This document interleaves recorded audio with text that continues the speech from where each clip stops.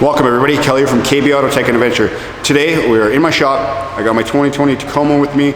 We're going to be doing a little bit of a lighting upgrade, or at least for future lighting upgrades. We're going to be installing an Auxbeam switch panel.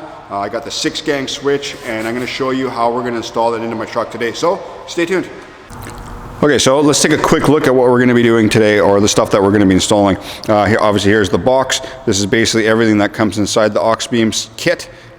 This is basically the star of the show here. This is the switch panel assembly itself, already all pre-wired. It comes inside, it's got the relays, the fuses, and the wiring hooks up at the end here. So that thing is all self-contained. Pretty cool. We just attach the wires right there, and you know, we can run whatever devices we want on it. This is the panel controller itself, the buttons on and off, some instructions. Comes with a handful of other different stickers for whatever you want to light up or whatever you want to indicate what you're lighting up. And yes, just basically some wiring and everything else that you're going to need to get it installed. Okay, so first things first, we need to figure out where to put this control panel.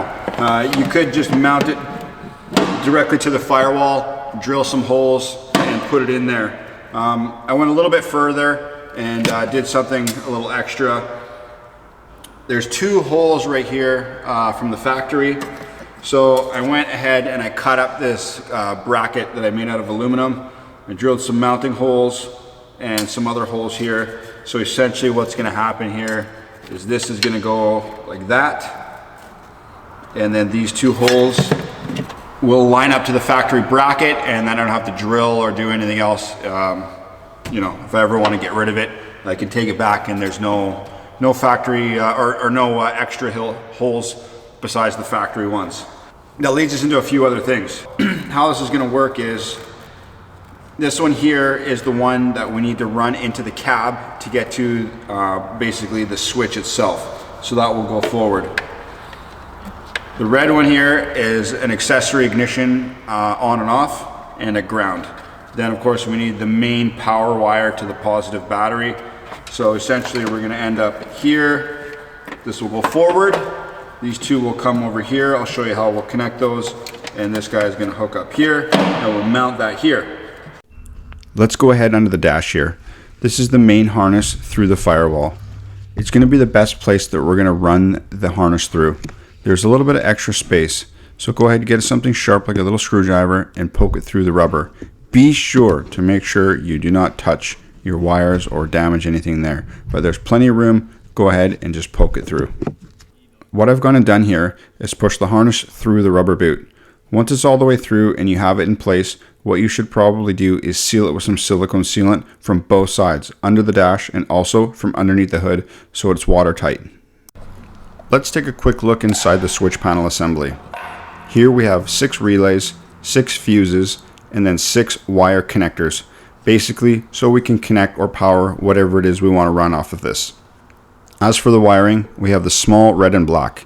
The red is a switched ignition power. The black obviously goes to ground. We have the switch panel connector, and then the main power wires. So let's get those connected and I'll show you what I did. Now we need to get an accessory power from inside the fuse box. I don't want to confuse you too much, and this may look a little bit complicated, but it's actually quite simple. What I'm going to do is I'm going to link you above into a different video. The time mark is from 12:45 to 15:30. I'll show you how to easily add a wire that is completely hidden and stealth. You don't need to do it this way. You could just cut a hole through the top of your box if you want to, but I'm not like that, and I like things to be hidden and look professional and clean. Okay, so let me recap what we've done. I got my custom bracket mounted to the factory bolts right here. I've got the switch panel mounted to that bracket. We've ran the main control wire into the cab through the main harness. Then I've ran the main power wire to our positive terminal on the battery. And then the switched ignition power, which is this very small red wire, and the ground for switching the panel on and off. I have those connected. So I showed you on the other clip there how I have that routed into the fuse panel and which fuse I've ran. I can also link into the description here when I did my grill, how I ran this wire through here. I'm just gonna link that to a different video. I'll try and put the time segment in this video as well so you can jump to that time. It shows you how I ran this wire in there. You don't have to do that. You can just run it outside wherever you want externally. But this is the way I set mine up, and basically showing you like how I've done it. However you would like to do it, you can do it that way, but this is what I've chosen to do and what's gonna work for me. So anyways, let's continue on. So earlier on, I went ahead and installed my ditch light brackets and ditch lights. I didn't really cover the install in the video. It's really simple. I mean, there's not much to it. So I'm rocking these Steady C4 cube lights. Now, this is a brand out of Australia. We have some local guys here, buddies of mine, Overland Garage, and they are stocking a bunch of products made out of Australia. So he asked me to, if I wanted to give these a try, and they looked pretty cool. So I figured I would give these a go. It's pretty cool. These covers, like most lights, they pop off, and we can get different colored ones. So anyways, gonna give these a try. I think they look pretty good. The ditch light brackets, I'll just show you. Obviously, it just bolts right in right there. We got the wire going underneath. I'll quickly just open the hood and I'll show you the underneath. Very straightforward. We just have the hood hinge here, the 2 bolts, and the brackets just go out. I don't even remember which brand I bought. I think these may be RCI, maybe CBI. I can't remember actually. Whatever brand you use, I don't think it really matters. We got the wire just kind of going under here. Got to make sure it's free and clear of your hood so you can open and close it safely. And then we have it going into the vehicle. Well, now that we got everything connected underneath the hood, we have our extra wire here. We have our switch panel here. We should go ahead and connect this and give it a test to make sure everything's looking good. After that, we're gonna go ahead and we're gonna need to find a place to mount this panel. It does come with some 2-way tape. I think I'm gonna mount it here, probably do something a little bit more permanent. And yeah, I think this looks pretty good. So if I'm gonna do that, I'm gonna have to go ahead and remove this lower panel. So I think I'll give a quick overview on how we do that. All right, so I went ahead, plugged it in, and sure enough, it all lit up. And then what you can do is you can obviously try out your lights to make sure that they're working. But you can just press each one of these and you can hear the relay in the box clicking. So you kind of know that, they're each coming on and off, or at least they should be working. So this is the one I selected for the lights. And sure enough, the lights are working, and we'll show you that in just a moment. In order to gain access, just remove whatever floor mat you have in the way.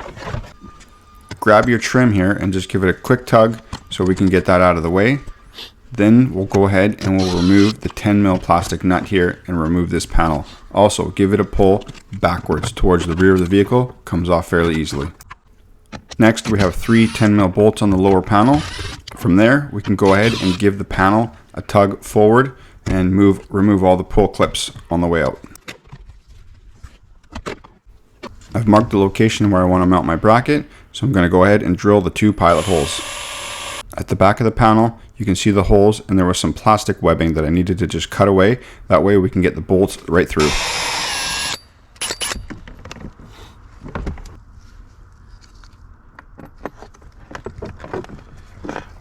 With both of the holes drilled, I can go ahead and mount the mounting bracket.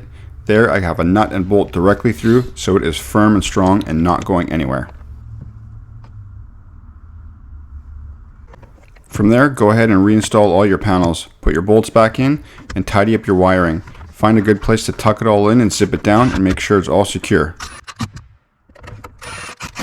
Unfortunately, through filming, I happened to lose a couple of clips, one of which was the ending. This looks pretty good. I think the install here is super clean. It's mounted very firmly and strong and sort of factory almost like in a way.